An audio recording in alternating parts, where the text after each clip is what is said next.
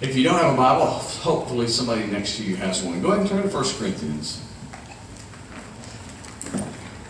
Now, you read chapter 4 this morning, right? That was part of your solo time. Of course, if you didn't have your Bible with you, you probably didn't read it. Well, today, this morning, now, and then tonight, we're going to talk about chapters 3 and 4 in Corinthians. So I'm just going to give you a minute. Since you've already read chapter 4, I'll give you a minute just to silently read chapter 3. Go. So 1 Corinthians talks a lot about fools and foolishness and being wise and having wisdom. And it says, what you just read in chapter 3, that, look at verse 18. Do not deceive yourselves. If anyone who thinks he is what? Wise by the standards of this age should become a what? Right, so that he may become what? Right. And you read earlier in chapter 4, Paul says we are, talking about the leaders of the church that are like him, we are fools. Remember what the other two words were? For Christ. There's a lot in here about being foolish and being wise. And we didn't really spend much time in 1 Corinthians reading it. For chapter 1 yesterday, we heard a good lesson, introduction to it. But here's some things I thought I'll call attention to real quick. So in 1 Corinthians, this is starting verse 20. Where is the wise man? Where is the scholar? Where is the philosopher of this age? Has not God made foolish the wisdom of the world? For since in the wisdom of God, the world, through its quote, wisdom, right, did not know him, God was pleased through the foolishness of what was preached to save those who believed. You see the play on the wisdom and the foolish here? You've already seen this already. Some of these should be in quote, all right? The wisdom of the world. It's not really wise. It's not really wisdom. It's foolishness compared to God. And what the world thinks God's stuff is foolishness is really true wisdom. Let's keep going. Jews demand miraculous signs, and Greeks look for what? But we preach Christ crucified, which is a stumbling block to the Jews, and what is it to the Gentiles? It's foolishness to the Gentiles that you would follow a leader who was killed. He's not much of a leader. But to those whom God has called, both Jews and Greeks, Christ is the power of God and the what? Of God. For the foolishness of God is what? Wise. It's wiser than man's wisdom, and the weakness of God is stronger than man's strength. So I thought we'd start off with, since we talk about a lot about fools being wise, how do you recognize a fool? I think sometimes you can recognize a fool by, well, their appearance and what they do to themselves. I would call that foolishness. I call that kind of foolish. And I definitely call that one foolish. I don't get it. It seemed like a fool would do something that to his face. Well, also, only a fool, I think, would get this tattoo.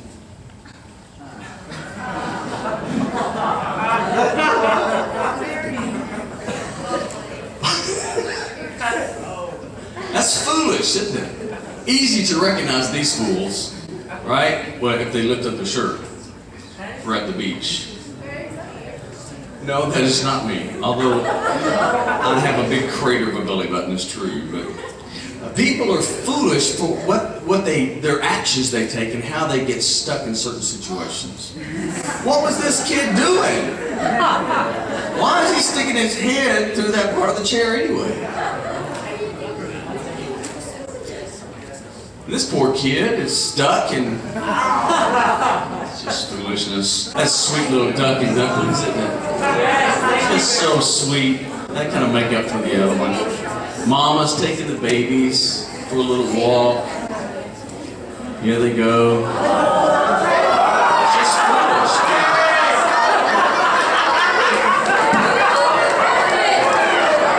I didn't do it. She did it.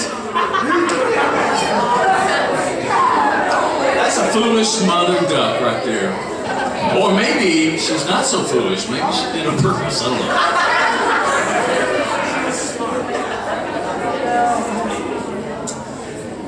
There's some foolish things that we see on the road sometimes, like this sign. That is just foolish. And my apologies for anybody who's from Arkansas, but here's a sign from Arkansas.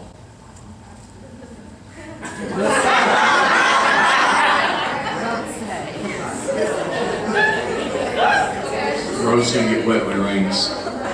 Thank you for telling me. I needed that wisdom as I'm driving.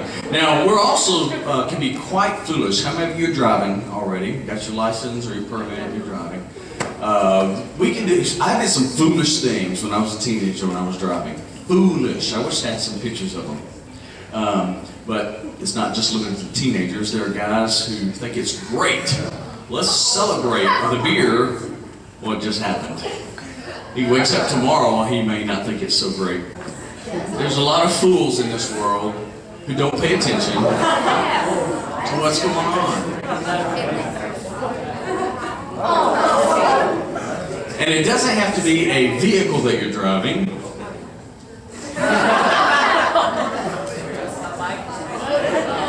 Sometimes it's easy to recognize a fool. It's obvious sometimes when the fool is acting like a fool. You see the results. When I was thinking about images of fools, this is an image that a lot of us think of. The court jester, he was paid to be a fool, all right? To perform for the king and the court and just act a fool. I think this guy is the epitome of what we would call a fool in American culture. Can you read what's in his brain? Sleep, donuts, duff beer.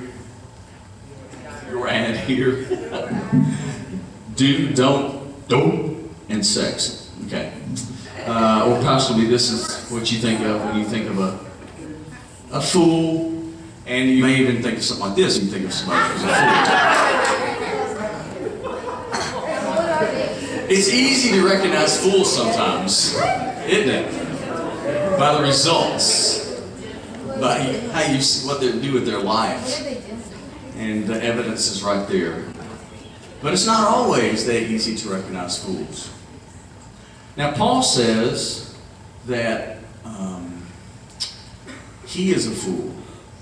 And in chapter 4, he says, I want you to imitate me. Which means he wants you to become what? Fools.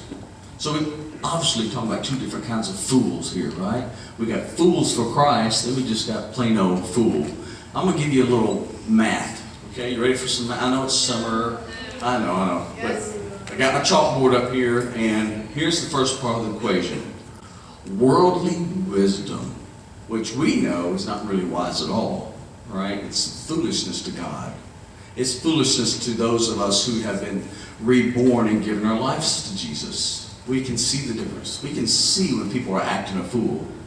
Okay, that's worldly wisdom. You take that and you add to it immature Christians, which is what you read about in the first part of chapter 3 just a minute ago. Remember he said, I wanted to give you something really good and something to chew on when it comes to food, but you only wanted what?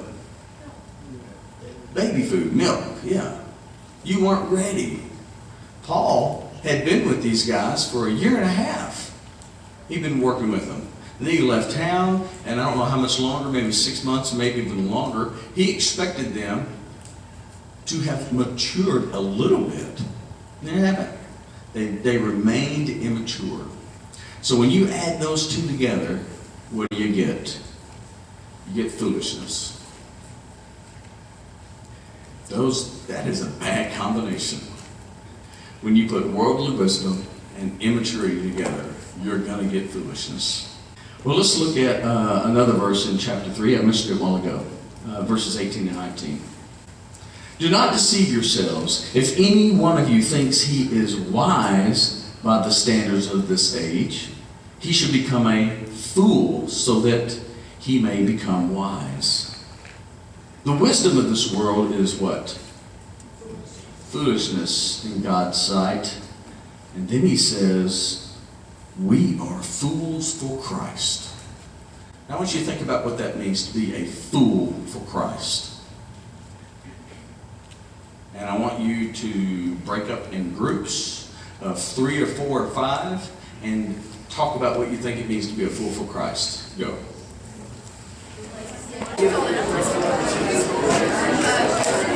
I want to hear from some of you how you define what a fool for Christ is. Okay? So somebody raise your hand and just be the spokesperson for your group. Yes, ma'am. Being able to do anything for Christ. Okay? Somebody else. Yes, sir. Somebody who loves God so much that it doesn't resemble a fool. Someone who loves God so much that they look like a fool to some people. You know, you can relate that to somebody who's in love with a person, right? They're head over the heels of this person, and they just look foolish, don't they, sometimes? Yes, ma'am. Because our dedication to Christ can make us look like fools in other people's eyes. All right, we're so dedicated to Christ, we look like fools. Well, our calling as Christians, we're told that we're going to be aliens and the world's going to hate us. So, really, when we give up everything and we stand up for God to everybody, you're going to get called a fool, you're going to get called stupid. I've been called stupid and a fool for living for God so many times. So, it's just part of our calling. We have to be fools. We have to look stupid to the world. The world's Okay. supposed to hate us. We're supposed to hate us. We're supposed to look stupid to the world. Anybody else? Yes, sir. Someone's willing to be different and become an example to those around them. Willing to be different and become an example of those around them? Okay, those are all right answers. In chapters 3 and 4, Paul defines what he means by fool when it comes to leaders. And the title of today's lesson is Following Fools. Now that has a double meaning. We're supposed to follow fools for Christ. But also we're supposed to you following fool, right? You're following, you're foolish because you're following a fool for Christ. Following fools. So when I say we're looking for, to recognize a fool for Christ, we want to apply that to leadership. What kind of leaders are we following? And that's really important to know and to think about, because who you follow is what you're going to become like. Some of us have leaders that we don't really necessarily think of as leaders, but we follow them. We follow what they post on Instagram and Facebook, right? There's a lot of followers. You have lots of followers. But really, there's another kind of following where, like celebrities, some of us are just enamored by certain celebrities, and we follow them. I mean, they can't go to the bathroom and sneeze without us knowing about it and chit-chatting with other people about it. Did you hear about that? Did you hear about it? Oh my goodness! And we follow them. Whether you acknowledge it or not, that's a form of leadership. They are leading. You're allowing them to lead you.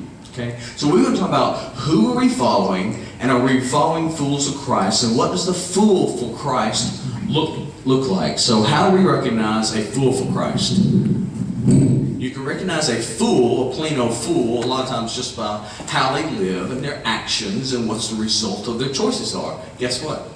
Same thing for fools for Christ. You can look at a person's actions, an example, and know they're a fool for Christ. You can just look at their demeanor and how they handle themselves in situations and know they're a fool for Christ. You can watch them worship and know if they're a fool for Christ or not. And there's lots of other things. I counted 20 things in these 2 chapters that fools for Christ who are leaders show evidence that they're fools by these things. We're not going to go to all 20, don't worry. I want to talk about 3. Number 1, they're builder-uppers. And you read chapter 3 a while ago. There are 2 examples metaphors that Paul uses to describe himself and his fellow workers. Do you remember what they were? One involved dirt.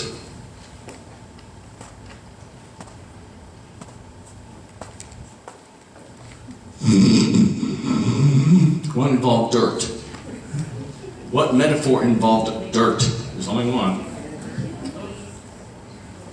Maybe a plow.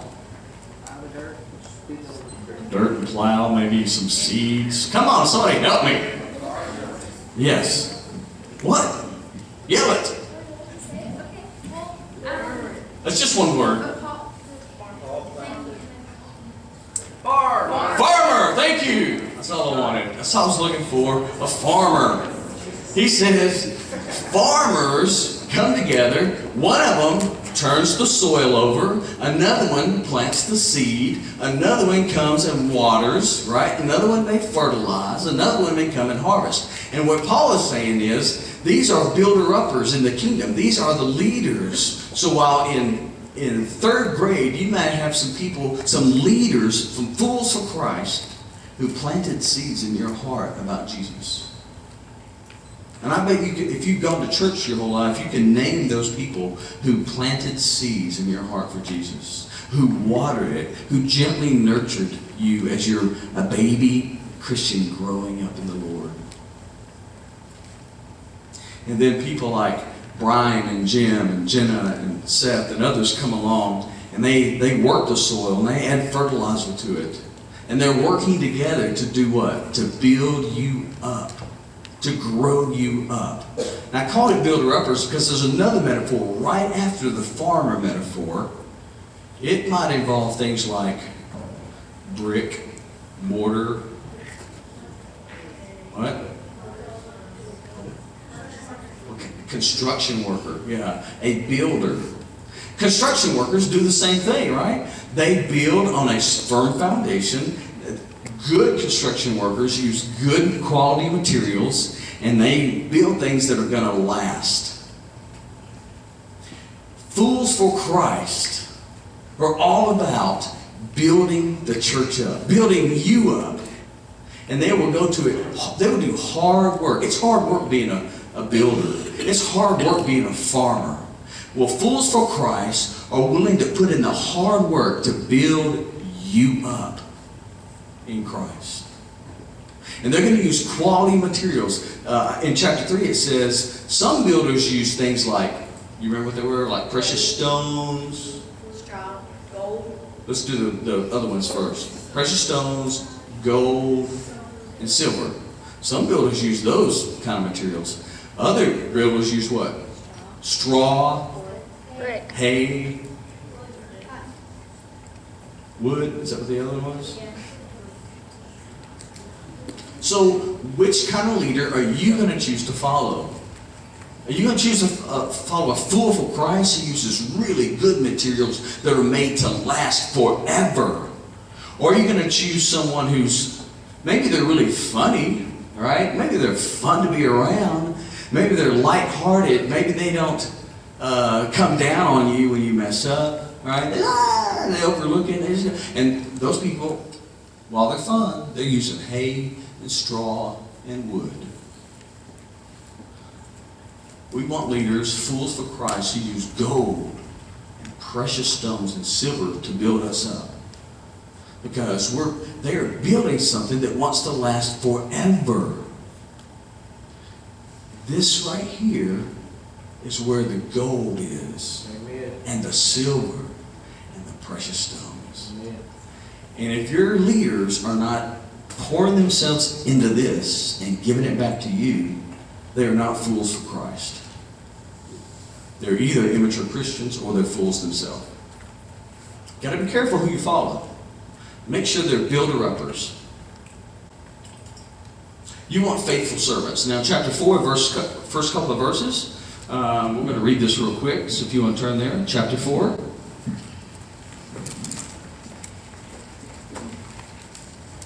Faithful servants. There's actually two kind of servants mentioned here, although it looks like there's just one. All right? Let's read this. Chapter 4, verse 1.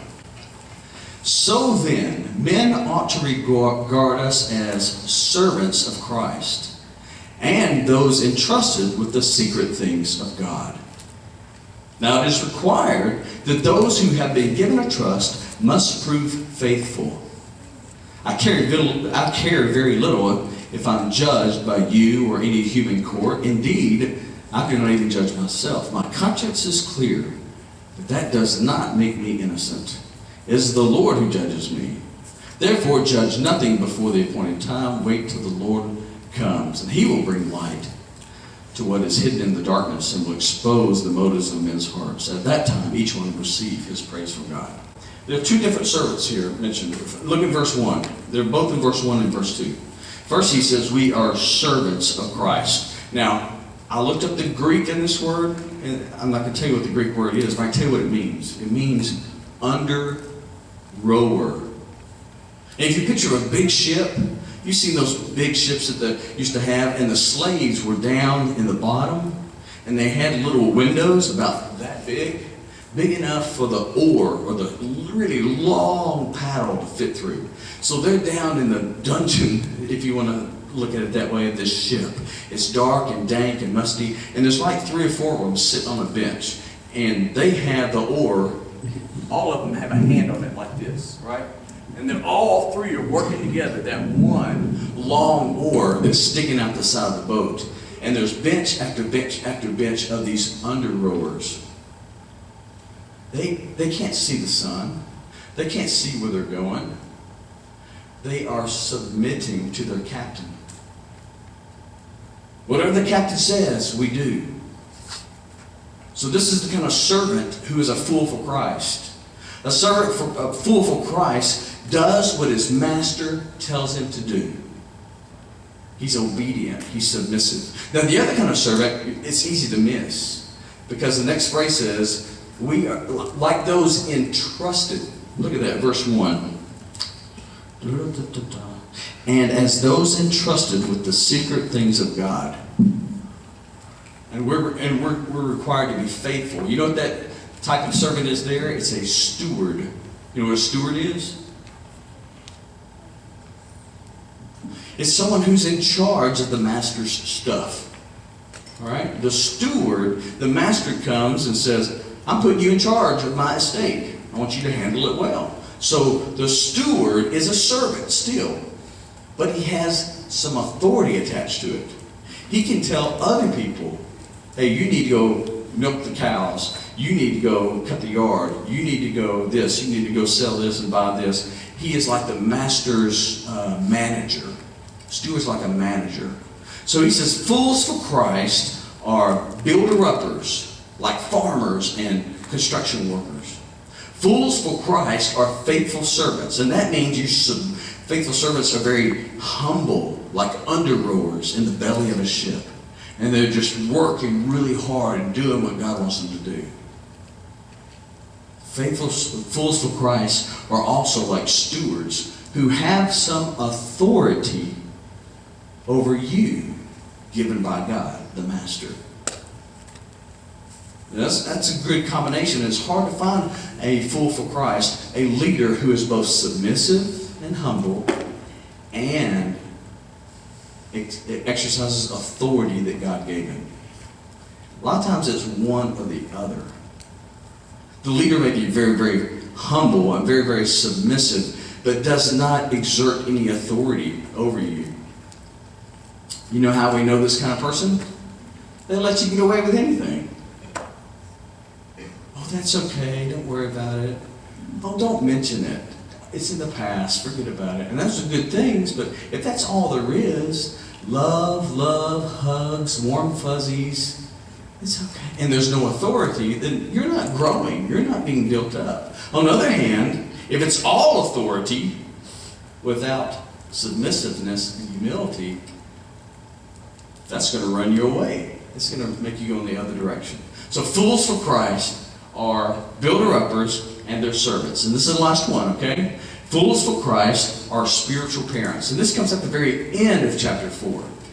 When Paul says, my dear, what? Verse 14. My dear children. And he says, I am your spiritual father. And he loves them so much. So fools for Christ are like spiritual parents. And spiritual parents, and really good parents altogether, exhibit tenderness and love. But look at the end of that chapter. he says to them, you have a choice. I'm going to come see you. And I'm going to test your words and see how much power you really have. I can either come with gentleness or I can come with a what? A whip. I can take my belt off. That's what a parent would say, right? You want me to take this belt off? You want me to come here, right? This is what Paul's saying. I'm your spiritual daddy. And I can come to you with gentleness and tenderness and love. Or, if I need to, I'm taking my belt off. So a good parent is tender and loving, but they're also exhibit their authority. And you have to have the right balance. Same thing for a leader that you're looking to follow. Don't follow someone who doesn't have authority, who doesn't exert, who's afraid to confront you when they see you doing something stupid. When they see you going down the wrong path. Don't follow someone who's going to keep quiet. That's not a fool for Christ. Don't follow someone who is all about, you got to do what I say, and is controlling and too authoritative. That is not a fool for Christ. So here we go. Here's the last. That was our first mathematical problem. Here's the last one, okay? Fools for Christ plus followers who imitate these fools. Guess what it equals? It's wisdom. That's your math problem for today. Which equation, which side of the board are you going to be on? We've got to follow fools for Christ. We've got to imitate those fools and follow them. That's where wisdom lies, according to 1 Corinthians. Let's pray. Father God, thank you so much for your wisdom that you give us in your word, your wisdom you give us through our leaders who are fools for Christ. And I know in this room there are lots of fools for Christ who are leading our teenagers.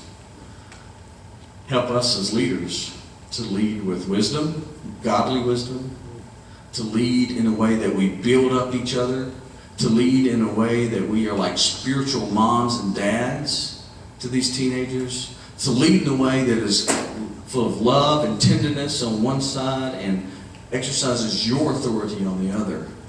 That we are submissive like under-rowers, and yet we are managing your assets and what you have given us. And I pray for our students that we will have eyes to see who is really a fool for Christ, that we can recognize who the best leaders are that we need to follow. We lift this up to you, Lord, and we pray through Christ. Amen.